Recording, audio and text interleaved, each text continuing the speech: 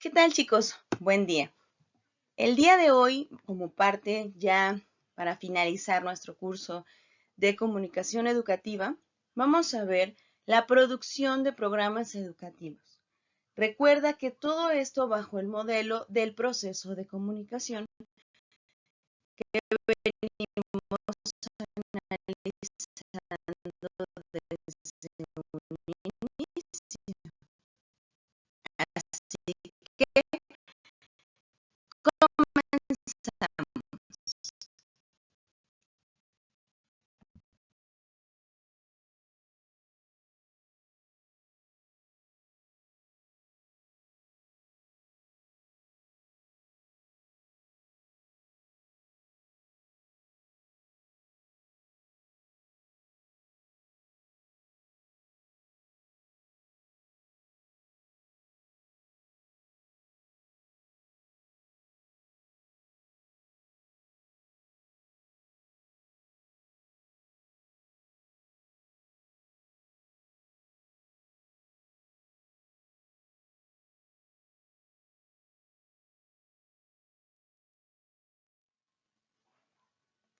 Te invito a analizar profundamente cómo es el desarrollo, cuáles son los pasos, cuáles son los métodos en los cuales podemos producir desde una comunicación de masas, desde una comunicación en un grupo, en un salón de clases, desde la perspectiva educativa. Primer lugar, debemos considerar que el concepto de comunicación es aquella fuerza que impulsa, aquella que inyecta a la sociedad a moverse hacia un lado, en términos de persuasión, en términos de convencimiento o para lograr un objetivo, para informar, pero también para desinformar. Ahora imaginemos un contexto social en el que en la televisión, en el cine, en la radio, en las redes sociales, en cualquier medio de comunicación masiva, tuviera esa visión y ese contexto de llevar a cabo una educación de calidad. Ahora, la educación no tiene que ver con algo sintético, con algo que no pueda ser utilizado en un niño de preescolar, de primaria, en un joven o en un adulto. El término de educación, su finalidad es llevar a la mejoría de la sociedad. Entonces, este sentido de persuasión se debe transmitir como una visión al mundo. Debemos cambiar ese chip, esa perspectiva de los valores sociales y sobre todo desde el docente hacia el alumno para generar mensajes motivantes que permitan un carácter reflexivo, autónomo, que permitan esa explosión dinámica que hace el proceso de aprendizaje. Vamos a ver cómo podemos hacer esto. ¿Cuál es la función de producir educación? ¿O cuál es la función de la producción educativa? Debemos entenderlo como el gráfico que está al frente. Obsérvalo. Tenemos entradas, tenemos un proceso y tenemos una salida. Los inputs en una visión educativa debe entenderse como toda la dimensión de la escuela. La cantidad de libros, los alumnos, las autoridades, en el caso de una clase, los docentes, la dosificación de tiempos, de materiales, es decir, el cómo se utilizan los recursos que se poseen para producir un bien educativo, que sería el output, o sea, el rendimiento, en términos de objetivos, por ejemplo, en términos enfocados al currículo.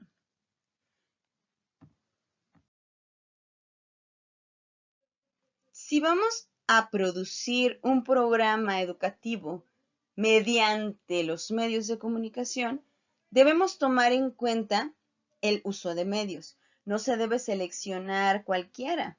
Debemos tener en consideración el contexto, el tipo de alumnos, es decir, al público meta o al público al que va dirigido.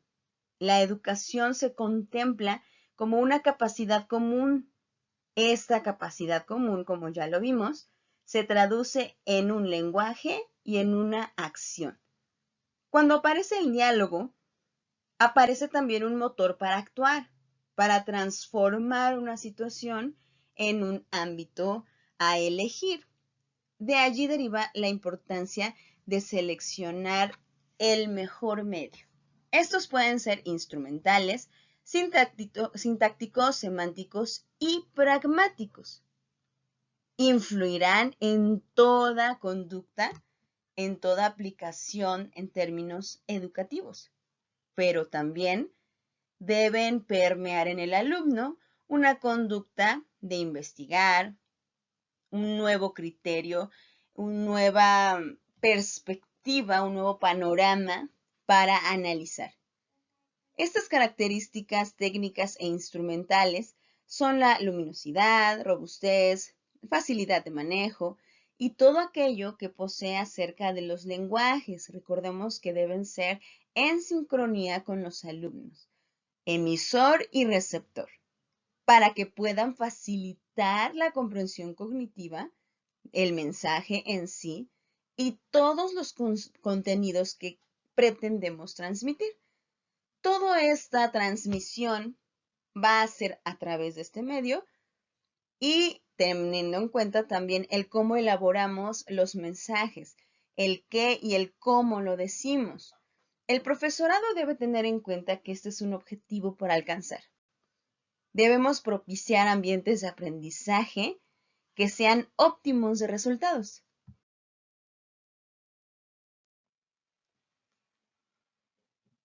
Un programa educativo toma en cuenta muchas perspectivas.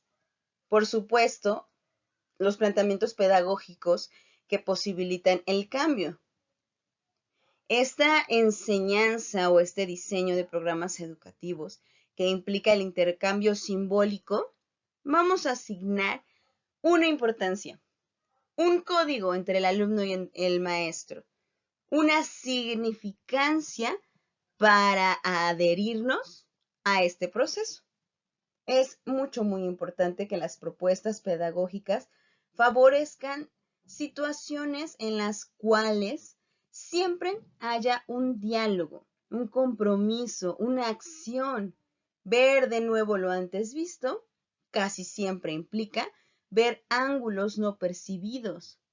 Es decir, lo que antes aprendí, ahora en este nuevo tema, vamos a ejemplificarlo de otra forma. Es importante que el diseño de las experiencias educativas sean interactivas, sobre todo a distancia.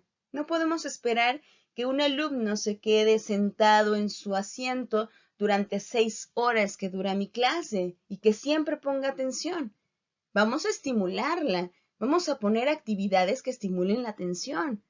A nivel neurocerebral, las actividades tan sencillas como lo son los laberintos, los quizzes, los cromos de memoria, estimulan la atención. Cuando yo pongo este tipo de actividades, entonces ellos pueden autorregular sus emociones propias de la educación a distancia, y aun cuando fueren presenciales o híbridas. La participación en todas estas actividades en diferentes contextos va con relación a sus creencias. Para que el proceso cognitivo de un programa educativo sea eficaz, debes diseñar experiencias en las cuales se acerquen a su realidad, a que puedan ellos conformar modelos mentales cada vez más complejos y completos. Hay esa brecha entre el conocimiento previo y el nuevo. Estos dos los voy a juntar, voy a hacer un pensamiento crítico, no que todo lo diga el maestro, y voy a poner estrategias de enseñanza que permitan esto. Es realmente importante llevar a cabo un análisis y una investigación que es el diagnóstico de grupo. Ahora bien, ¿qué debo hacer para iniciar la preproducción de mi programa. Bien, punto número 1. Diseño comunicativo. ¿A qué nos referimos? A toda planificación, a todo diseño, a toda estrategia de un proceso de comunicación. Tú ya sabes quiénes intervienen, el por qué intervienen y demás. Vamos a elaborar el diseño de aprendizaje. ¿Qué quiero transmitir? ¿Qué van a aprender? ¿Cuáles son los objetivos del día de hoy o del medio en el cual me quiero basar? Estas preguntas nos van a llevar a elegir el mejor canal. Si mi canal es trabajar emociones, tutoría y demás, debe ser creativo y no que las otras partes no lo sean, pero al no ser conceptual, entonces debemos hacer que nuestros alumnos se movilicen. Ese canal en el cual voy a preproducir y que también en alguna forma se va a difundir mis mensajes, debe haber una interacción sujeto, a pesar de que sea un feedback no instantáneo. Esta interacción siempre debe ser. Si yo ahorita te digo, observa, analiza, responde, voy a esperar unos segundos a que el alumno pueda responder. Si yo no espero aún cuando sea material a disposición a distancia, si yo no espero ese momento, cuando el alumno me escuche va a perder toda atención. Esto me lleva a cómo organizar el aprendizaje. Recuerda que debemos ir de lo menos a lo más. No siempre, dependiendo de los objetivos educacionales. Pero estos lineamientos me van a ayudar a predecir los posibles ruidos, los posibles obstáculos para que el mensaje llegue al alumno y que lo codifique de tal manera que sea comprensible, que se lo pueda explicar. Recuerda que hablamos del metalenguaje, de la metacognición. Entonces, estos factores toman indispensable importancia. Si tu programa educativo tiene que ver con videos, puede ser un canal de YouTube. Ahorita los docentes nos volvimos youtubers por la necesidad, pero también fue una habilidad que muchos desconocíamos y que hay que perfeccionar, obviamente, pero es algo que nos surge en vocación a la docencia, en vocación a lo que estás haciendo. Te preocupan tus estudiantes, quieres realizar un video, a lo mejor no tienes una tecnología muy avanzada, pero tienes un teléfono, puedes grabarte o puedes grabar la voz, como en este caso. ¿Qué debo tomar en cuenta para realizar un video? Aquí hay algunas preguntas que te pueden guiar.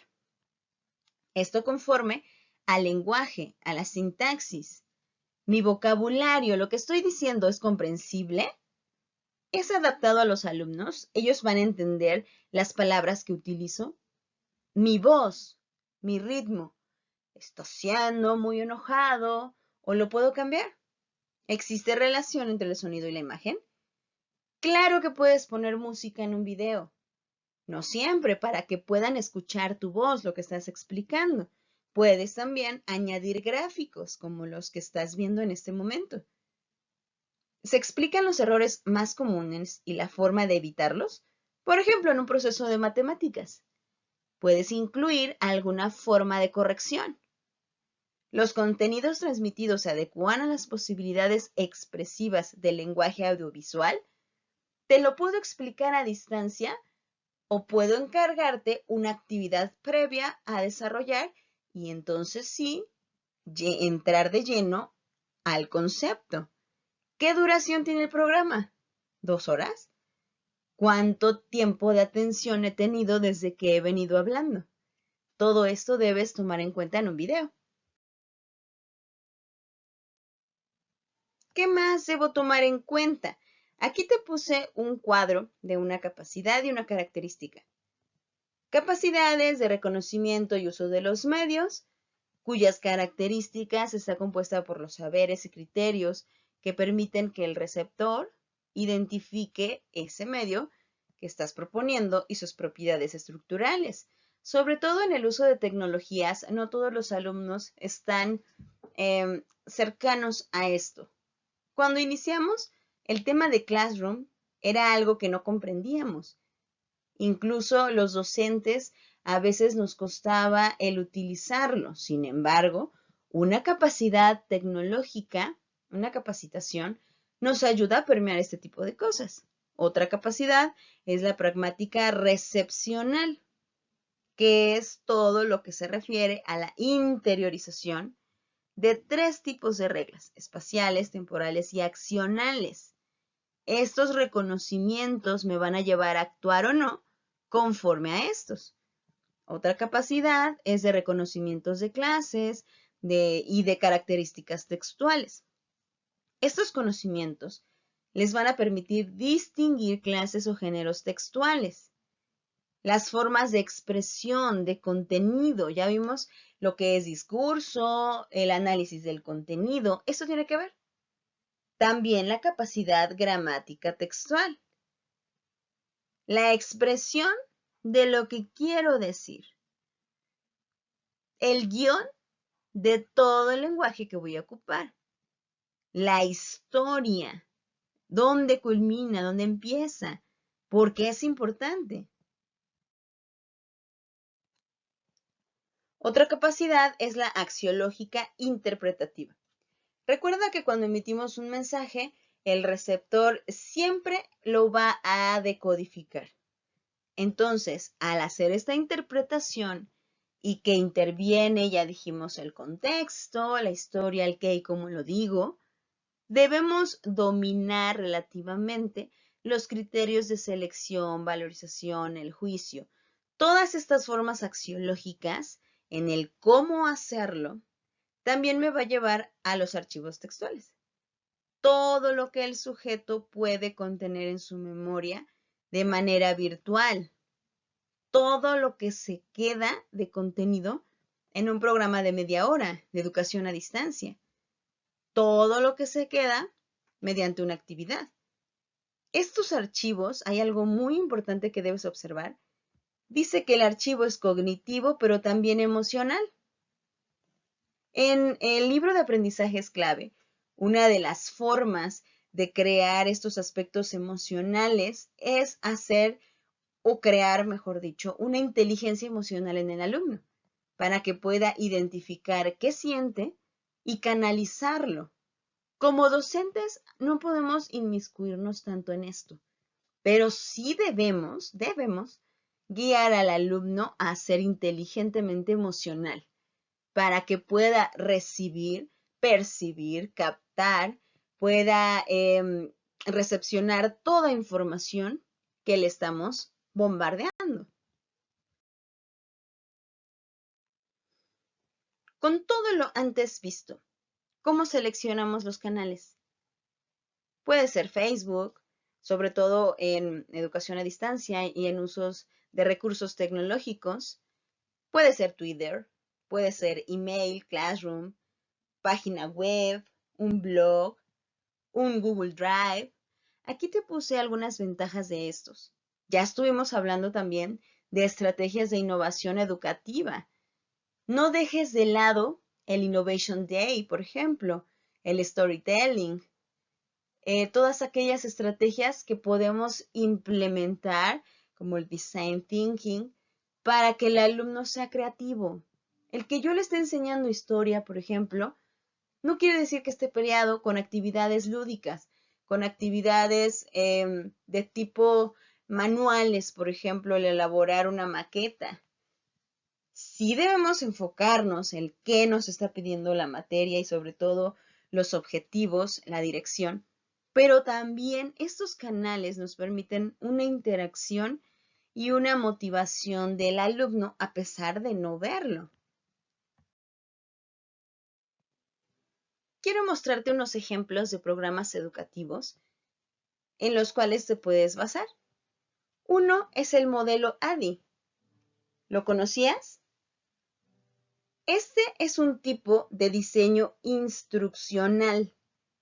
Cuando un profesional se plantea el desarrollo de un curso, sigue un procedimiento, una rutina. Esto con el fin de diseñar y desarrollar acciones que sean formativas y que también sean de calidad. Estos modelos guían un proceso individual del docente, en muchos casos, para diseñar o para trabajar materiales y estrategias didácticas. Estos diseños instruccionales, por sus siglas, establecen algunas fases, como por ejemplo este de ADDIE, tiene análisis, diseño, desarrollo, implementación y evaluación. ¿Este modelo de qué se trata? ADDIE es un proceso sistémico que se emplea para desarrollar programas de entrenamiento y educación de manera consistente, de manera confiable. Este proceso, que es interactivo, se planifica en relación con los objetivos de desempeño. Al ser instruccional, debe llevar fases que se centran en el aprendizaje individual, en un enfoque sistémico sobre conocimiento y aprendizaje humano. Este diseño está orientado a los objetivos de desempeño, a resultados de aprendizaje, como lo son una capacidad aprendida, una acción, una herramienta. Como te comentaba, tiene ciertos pasos a seguir. La primera es el análisis. Evalúas las necesidades o el proceso que es aprendido, si hay algún problema, analizas las tareas para que puedas observar el perfil del estudiante, puedas observar si hay obstáculos, de qué tipo, si hay necesidades, si hay problemas, de dónde surgen. Es decir, que puedas analizar en el alumnado todo lo relacionado con él y para él. En el diseño se desarrolla un programa. Este programa debe ser específico de cómo debe ser aprendido. Debe formular objetivos. Debe desarrollar temas a evaluar. Se debe planificar la instrucción. Se debe identificar cuáles son los recursos. Aquí podemos hacer que estos objetivos sean medibles, que estas estrategias sean específicas para los alumnos y en el desarrollo una creación real de estos contenidos. En el torno a la implementación, cuando ya ponemos en práctica mediante un calendario de instrucciones, de guía, de pasos para realizar, esto, sobre todo este método, es muy efectivo, por ejemplo, en un plan de aprendizaje de lectoescritura. Una necesidad que evaluábamos algunos docentes es que la lectoescritura a distancia se dificulta. Es una barrera y sobre todo los padres de familia se desesperan porque a estas alturas hay niños aún de primero, de primaria, que no saben leer. Entonces, la ejecución de un programa instruccional en lectoescritura, que es un ejemplo, me va a ayudar a que los alumnos participen, pero que ya tengan una rutina. Recordemos a Jean Piaget en las fases de desarrollo cognitivo. Un niño del que te estoy hablando de primer grado de primaria necesita rutinas, tanto de aprendizaje como de educación social o personal. Entonces, al poder evaluar estas fases, se mide la eficiencia de la instrucción. Después de implementarlo, podemos observar qué fue la ventaja, hasta dónde se avanzó, participaron o no, cómo fueron las distintas etapas y la acción formativa. Otro uso de las tecnologías de la información es la enseñanza virtual. Hoy en día es muy importante esto y hay modelos que nos facilitan este tipo de aprendizajes y para llevar o guiar el contenido al alumno. Por ejemplo, hay una plataforma o hay diversas aplicaciones que son gratuitas en las que puedo hacer gamificación con los alumnos. ¿Cuáles son? Plantillas en PowerPoint, que sean diseñadas conforme a los intereses del alumno. ¿Qué les interesa? Candy Crush, los Avengers, Plantas versus zombies, estos temas que se acercan y se quedan en el aprendizaje, puedo llevarlos a cabo. La gamificación no solamente se trata de hacer juegos, sino que en este tipo de competencias poder premiar el desempeño, poder premiar las actividades y así el alumno se va a sentir valorizado, que es una también de las necesidades educativas que a distancia se trata. Muchas veces enviamos las tareas, pero no nos sentimos valorados si está bien hecha o si no, si está mal redactada. Entonces, mediante esta gamificación, podemos establecer con un bajo presupuesto, no te estoy diciendo que compres una plataforma en internet o que te capacites sobre esto, es muy fácil. Podemos hacer juegos diversos como sopa de letras, como adivina quién, el ahorcado. Solamente se necesita amor por la docencia. Otro es en los proyectos multidisciplinares. Estoy en educación básica, por ejemplo, y vamos a hacer un proyecto multidisciplinar. Entonces vamos a llevar a cabo este proyecto que intervenga español, que intervenga matemáticas, geografía, que intervenga inglés, por ejemplo. Estos aspectos no solamente se realizan a la y se va, o bueno, tú hazlo, vamos a trabajar en equipo, docente, para que el proyecto pueda llevarse a cabo de la mejor manera, que esa ruta de acción que el alumno ve lo motive. La motivación es indispensable en estos aspectos. Hay algo en la cual te he venido hablando, que es la resiliencia. Si tú motivas a un alumno a ser resiliente, créeme que no va a dejar tan fácil la escuela, no va a dejar tan fácil, a pesar de las dificultades, las clases en Zoom o el contenido que tú dejas. Estos recursos deben ser adaptables. Si mis alumnos pueden tener acceso a la tecnología, a la conexión y demás, puedo mandarles un aula virtual como la que te voy a presentar a continuación. A lo mejor la conocías, pero a lo mejor no. Entonces, un docente siempre debe investigar. Te presento el aula virtual Esvisa. Es para la nueva materia en la cual interviene audiocuentos, activación física, el manual de vida saludable. ¿Cuántos la conocían? Esta aula virtual, créanme, que es magnífica para ayudarnos a introducir una conducta saludable en el alumno, a pesar que tenga 2, 4, 10, 20, 30, 40 años. Estos materiales que están al alcance, por ejemplo, los de activación física, hay rutinas que podemos seguir, hay audiocuentos en la cual fomentamos no solamente la lectura o una cultura general, sino también puede ser otra estrategia como la mochila viajera, en la cual pongamos palomitas, agua, una película y un cojín, por ejemplo. Entonces, en familia, vamos a escuchar este cuento. Créanme que las estrategias a nivel familiar en educación a distancia fortalecen, uno, la cognición del alumno, porque está permeado o está en el soporte familiar de un adulto que ve a su alcance como su protector. Entonces, al regular sus emociones, va a poder percibir de una mejor forma la información y lo va a aprender de tal manera que no se le va a olvidar, porque el aprendizaje lo va a hacer en familia.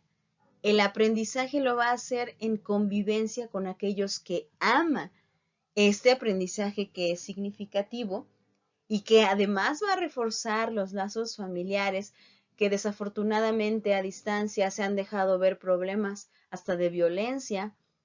Este tipo de problemas se pueden disminuir. No nos podemos meter en esto, pero sí podemos estimular actividades a nivel familiar como lo es un día en familia. Siéntate con tu familia y vamos a elaborar una receta. Esta receta en un proyecto multidisciplinar me va a ayudar a las emociones, a español, a inglés, a vida saludable. Entonces, esta aula virtual y el uso de otros recursos nos van a ayudar a facilitar el aprendizaje. Y por último, pero es muy importante, ¿cómo evalúo la eficacia de mi programa? A nivel en medios, puede ser por adquisición o compra de un producto, por búsqueda de criterios de utilización didáctica de medios, por ejemplo, lo de gamificación en mis aulas virtuales, que me compren mis materiales, posibilidades cognitivas y expresivas que ofrecen diseño y rediseño del mensaje. Esos tipos de evaluaciones las debemos llevar a cabo.